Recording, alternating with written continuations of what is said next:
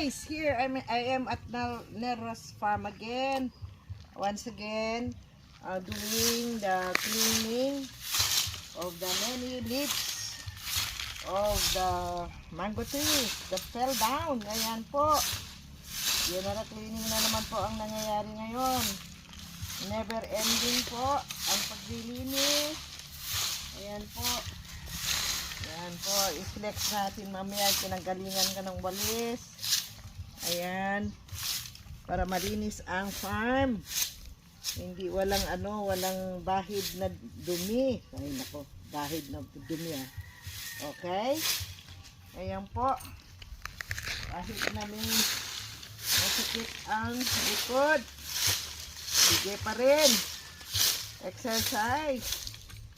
Para gusto ko lang malinis ito. Gusto ko lang malinis ang farm. Ayan po. Ayan.